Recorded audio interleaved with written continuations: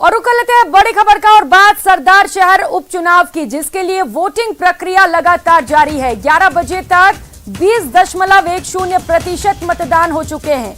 2,90,076 मतदाता आज अपने मतों का प्रयोग कर रहे हैं। 295 मतदान केंद्र बनाए गए हैं, जहां पर सुरक्षा के पुख्ता इंतजाम है।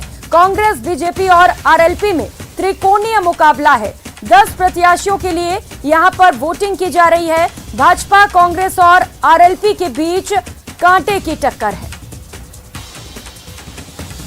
तो सरदार शहर का सरदार कौन, और इसे लेकर वोटिंग प्रक्रिया लगातार जारी है। 295 बूथों पर लगभग 2,90,000 मतदाताओं के द्वारा अपने मत का उपयोग किया जाएगा।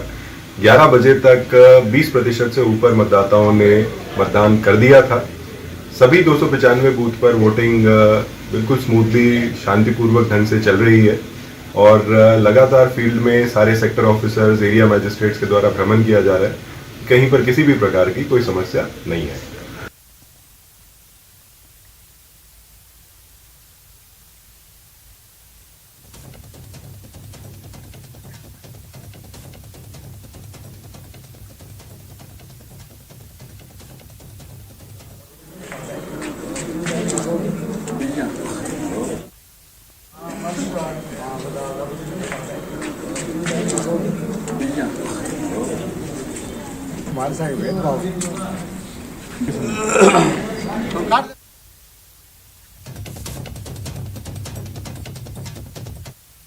बड़ी संख्या में महिलाएं भी घरों से बाहर निकली हैं, मतदान कर रही हैं, बढ़ चढ़ कर लोकतंत्र की इस महान परंपरा में शिरकत कर रही हैं। मेरे साथ में कुछ महिलाएं, उनसे बात करता हूँ। डालिया के वोट थे? हाँ, वोट दे दियो? हाँ, दे दियो। काई सोच दे रहा हो वोट? हमारे हाथ में मांगी भर दे दियो। अच्छा, हाँ, काई बता दियो। ताका गांव के मायने काई का काम होना चाहिए? काम हाँ तो चखो चखो वजना। अच्छा, कोई जीते जो को काम भी करे है या जीते चले जाए? चलिए जाए कि चले जाए कि मदद से भर देते हैं, मर्जी हो वहाँ दे देते हैं। मर्जी आज भर देते क्या बताओ पल्ली बता दो अच्छा, मर्जी से वोट करते हैं। अच्छा, लेकिन घर वाले दबाव तो डालते होंगे यहाँ पर ही वोट करना? दबाव डालते तो हम मानते नहीं है। मानते नहीं है, लेकिन ऐसा तो नहीं है क्या गांव घर में जैसा माहौल बनाया होगा कि अपन को इसको वोट करना, तो सारे घर वाले एक जगह जा रहे हैं या अलग अलग भी जा रहे हैं? एक जगह जा रहे हैं। एक जगह जा रहे हैं। अच्छा, के वोट दिया है कि? हाँ, दिया। अच्छा, कहीं माहौल चाल? सरदार शहर से कांग्रेस उम्मीदवार अनिल शर्मा ने वोट डाल दिया है। अनिल जी, उम्मीद है जीत की? कॉन्फिडेंट है आप? बिल्कुल 100%। मैंने पिछले चुनाव इलेक्शन की घोषणा होते ही पार्टी आलाकमान ने मुझे निर्देश दे दिए जनता के बीच जाने के, तो मैं सभी गांव ढाणियों तक पहुंचा हूं, हर जनता के बीच में गया हूं। तो पंडित जी के द्वारा करवाए गए भरपूर विकास कार्य और माननीय गहलोत साहब के 4 साल के जो कांग्रेस शासन में जो सुशासन रहा, आम जन के हितों के लिए काम किया, तो निश्चित रूप से जनता का भरपूर आशीर्वाद मुझे मिलने जा रहा है। आप अपने लिए वोट मांग रहे हैं या आप अपने पिता के नाम पर वोट मांग रहे हैं? क्योंकि एक बहुत बड़ी उनकी विरासत रही है, उसको संभालने का जिम्मा आपके कंधों पर है और लोग पंडित जी को श्रद्धांजलि देना चाहते हैं, इसलिए भी आपको लगता है कि सहानुभूति आपको मिलेगी और जनता आपके पक्ष में फैसला सुनाएगी? देखिए, ये जनता ने पंडित जी को 5 साल के लिए चुना था, लेकिन ईश्वर की मर्जी बीच में ये उपचुनाव हो गया। हम इलेक्शन थोड़ी चाहते थे, लेकिन ईश्वर की मर्जी। और अब जो पंडित जी के किए गए विकास काम है, जनता के बीच में एक परिवार की तरह उन्होंने 40 साल में, पिछले 40 साल में जनता की सेवा की और अनगिनत विकास के काम, रात के चिकित्सा, हर क्षेत्र में उन्होंने भरपूर काम किए। और माननीय गहलोत साहब के शासन में भी 4 साल में आम जन के लिए, विकास के लिए, उनके हितों के लिए भरपूर काम किए हैं, इसलिए हम विकास को लेकर जनता के बीच जा रहे हैं। अशोक पीचा, बीजेपी लगातार भरोसा जता रही है आपके ऊपर। 6ठा चुनाव आप लड़ रहे हैं, सिर्फ एक चुनाव आपने जीता है। इस बार कितनी उम्मीद है कि इस बार आपको आशीर्वाद दे देगी जनता सरदार शहर की? इस बार कांग्रेस के 4 साल के कुशासन के खिलाफ जनता का पूरा आशीर्वाद भारतीय जनता पार्टी के उम्मीदवार अशोक पिंचा के रूप में मिलेगा।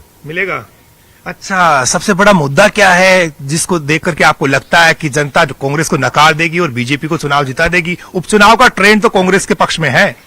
ऐसा है कि 4 साल से कांग्रेस की सरकार बनी हुई राजस्थान में हो गए, आज तक उन्होंने एक राशन कार्ड में कोई व्यक्ति नाम नहीं जुड़वा सका।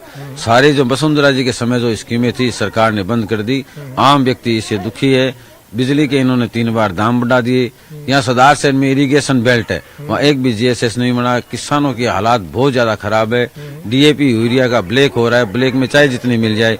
तो भ्रष्टाचार चरम सीमा पर है, थाने तहसील सब बिक रहे हैं। जनता इसका माकूल जवाब देगी। अच्छा, जनता माकूल जवाब देगी, लेकिन एक ही एक चेहरे पर सरदार शहर की जनता को वोट करते हुए 20-25 साल हो गए, चेहरा तो बदला नहीं बीजेपी ने। आपको लगता है इस बार चमत्कार हो जाएगा?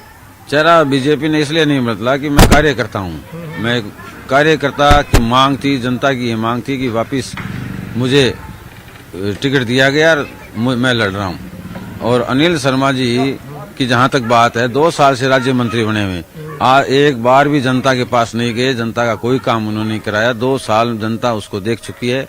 माननीय भंवरलाल जी शर्मा भी 4 साल की अवधि पूरी कर चुके थे, सारा काम अनिल शर्मा जी कर रहे थे, लेकिन फिर भी उन्होंने कोई शुद्ध जनता की नहीं ली। इसलिए जनता का रुझान भारतीय जनता पार्टी की ओर है।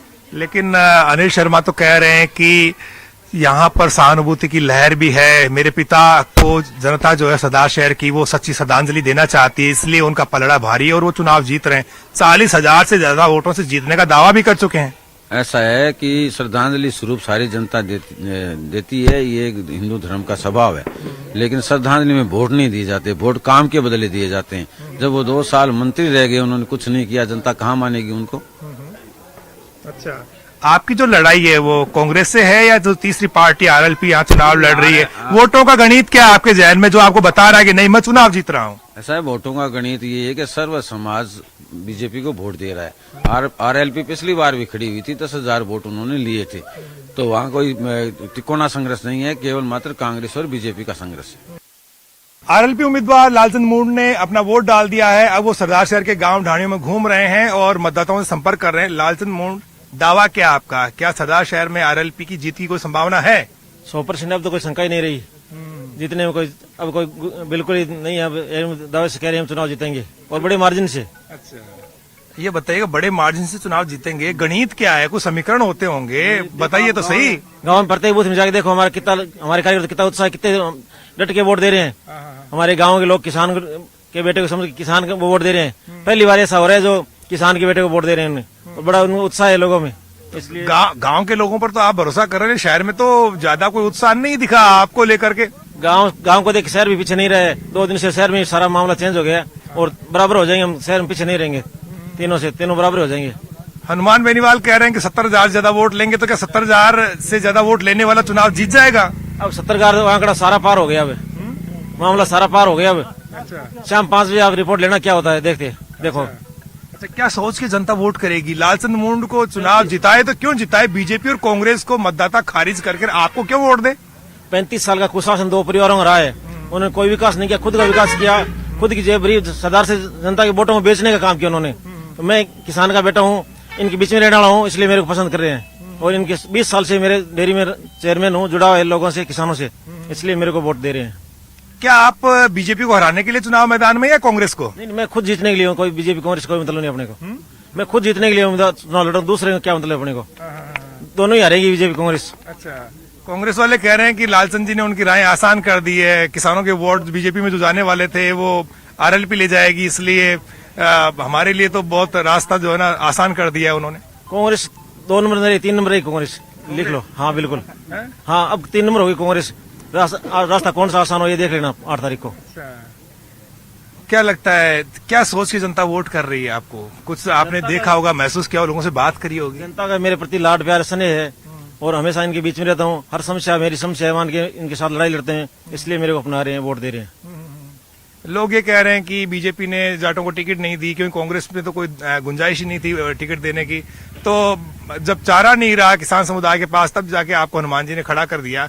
ऐसी सूरत में सिर्फ जाटों का वोट ही आपके पास है या कोई और भी दे रहे हैं? नहीं, सारे को 36 कौम के लोग दे रहे। 36 कौम, SC ST में बहुत ज्यादा वोट मेरे को दे रही है, माइनॉरिटी में वोट दे रहे हैं और अदर 36 कौम मेरे को वोट दे रही है। जाटों के अलावा भी बहुत आधे से ज्यादा वोट मेरे को पड़ रहे हैं। SC के, हाँ आधे वोट SC के पड़ रहे हैं, आधे वोट मोहनों के पड़ रहे हैं और सारी कौमों के वोट मिल रहे हैं मेरे को। अच्छा, तो नंबर 1 पे रहेंगे आप? बिल्कुल। अब क्या आपकी कोई शंका थोड़ी है कोई? अच्छा, कितने वोट से चुनाव जीत सकते हैं लालचंद मूंड? कम से कम 20,000 से। 20,000 से। कैमरा पर्सन भवानी के साथ बाबूलाल धायल, न्यूज़ 18, सरदार शहर। और बाबूलाल सहयोगी सीधे हमारे साथ जुड़ चुके हैं, ज्यादा जानकारी लेंगे, अपडेट्स लेंगे। बाबूलाल, दोपहर के 1:30 बजने को है, काफी वक्त बीत चुका है, कितने प्रतिशत वोटिंग हो चुकी है वहां पर, और क्या ज्यादा लोग अब पहुंच रहे हैं वहां पर? क्योंकि सुबह जो तस्वीरें आ रही थी, कम ही लोग बूथों तक पहुंच पा रहे थे। जी, अब मतदाताओं में बहुत जोश दिख रहा है, कतारें लंबी हैं मतदान केंद्रों के बाहर, पीसफुल वोटिंग हो रही है। और इस वक्त मेरे साथ में बीकानेर रेंज के जो आईजी हैं ओम प्रकाश, वो हैं, चूरू के जो एसपी हैं दिक्कत आनंद, वो भी मेरे साथ जुड़ रहे हैं। आईजी साहब से बात करेंगे। आई साहब, पूरे इलाके में आप देख करके आए हैं, किस तरह चल रहा है पोलिंग शांतिपूर्वक चल रहा है और हम इंश्योर करा रहे हैं कि निष्पक्ष मतदान हो और सभी लोग भयमुक्त होकर के मतदान केंद्रों पे आए और भारी संख्या में मतदान करें। अभी तक किसी भी जगह से कोई अनटूवर्ड इंसिडेंट की कोई रिपोर्ट है या सब कुछ पीसफुल चल रहा है? कहीं से भी कोई भी अनटूवर्ड इंसिडेंट की सूचना नहीं है और पर्याप्त फोर्स है हमारे पास, लोगों का भी सहयोग मिल रहा है। और जो जो वनरेबल है या क्रिटिकल जगह है, जैसे भादासर जहां पे हम खड़े हैं, ये क्रिटिकल है, तो यहाँ पर भी लोग लगातार जो हमारे सुरक्षा अधिकारी हैं या प्रशासनिक अधिकारी हैं आ रहे हैं, जिससे कि कोई भी ऐसी सूचना प्राप्त हो तो उसको तुरंत ही वहां पे उनका समाधान किया जा सके। आपको लगता है बहुत सहयोग भी मिल रहा है लोगों का और अब लोग यानी कि कोऑपरेट करते हैं पुलिस के साथ में, यही वजह है कि कहीं भी कोई छिटपुट घटना भी नहीं होती? आपके प्रति भरोसा बढ़ रहा है, आपको लगता है पुलिस के साथ में? सरदार साहब पहले से भी पीपल फ्रेंडली पुलिसिंग के लिए जाना जाता है, तो यहाँ पे लोगों का सहयोग मिल रहा है और लोग अपने आप ही पुलिस को बताते हैं अगर कोई समस्या आती है। तो अभी तक कोई समस्या नहीं आई है, आई एम श्योर कि कोई ऐसी समस्या नहीं आएगी और पीसफुल मतदान होगा। अच्छा, पूरे इलाके में किस तरह की व्यवस्थाएं हैं और आपने जहां जहां भी आप गए हैं, बहुत जोश दिख रहा है मतदाताओं में? आपको जैसा पता है कि क्रिटिकल, वनरेबल और ऐसे भी एक मतदान केंद्र पे 2 पुलिसकर्मियों की व्यवस्था की गई है। इसके अलावा हमारे पास मोबाइल पार्टीज हैं, हमारे उच्चाधिकारी हैं, डिप्टी एसपी, एडिशनल एसपी हैं, खुद एसपी साहब भी घूम रहे हैं और मैं भी घूम रहा हूं। पर्याप्त पुलिस की व्यवस्था है और सामान्य जन का भी सहयोग मिल रहा है। इससे निष्पक्ष मतदान सुनिश्चित करने में हमें बहुत सहायता मिल रही है। बहुत बहुत शुक्रिया। हमारे साथ में दिगंत आनंद जो हैं एसपी चूरू, वो भी मेरे साथ मौजूद है। आनंद साहब, क्या खबरें हैं? आपको लगता है कि पर्याप्त संख्या में आपने डिप्लॉयमेंट किया जिसकी वजह से सब कुछ पीसफुल चल रहा टर्नआउट? जैसा कि अभी आई साहब ने फरमाया था, बहुत भारी संख्या में हमें केंद्रीय अर्धसैनिक बल, स्टेट के सैनिक बल और स्थानीय पुलिस रेंज का जाब्ता उपलब्ध है, जिसको बहुत ही सुनियोजित ढंग से हमने डिप्लॉय किया। और इस वक्त बीजेपी की पीसी आ रही है, चलिए आपको सीधे